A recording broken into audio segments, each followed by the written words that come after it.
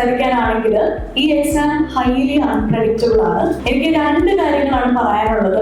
ഒന്ന്, failures face ചെയ്യാനുള്ള ഒരു ധൈര്യം ഉണ്ടായിരിക്കണം. കാരണം ഇവിടെ എന്ത് സംഭവിക്കുമെന്ന് നമുക്ക് പറയാൻ പറ്റില്ല. 3 വർഷം ഫെയിലിയർ ഫേസ് ചെയ്ത ആളായിട്ടാണ് ഇത് പറയുന്നത്. ആൻഡ് രണ്ടാമതായിട്ട് ഒരു കരിയർ ബാക്കപ്പ് സെറ്റ് ചെയ്തതിന് ശേഷം ഇതിലോട്ട് എടുത്ത് ചാടുക. പിന്നെ you can get all the guidance, all the support from ഇവിടെ ഒരുപാട് ടോപ്പേഴ്സ് ആണെങ്കിലും ഉണ്ട് ആൻഡ് ഫാക്കൽറ്റീസ് ആണെങ്കിലും ഉണ്ട്. You can reach out to maximum people. പക്ഷെ ആ ഒരു ആറ്റിറ്റ്യൂഡ് എപ്പോഴും മനസ്സിലിരിക്കുക. ഫെയിലിയർ ആയിക്കോട്ടെ സക്സസ് ആയിക്കോട്ടെ, നമുക്ക് വ്യത്യാസങ്ങളൊന്നും വരാൻ പോകുന്നില്ല. Will fight always. ആ ഒരു വില്ല് എപ്പോഴും ഉണ്ടായിരിക്കട്ടെ.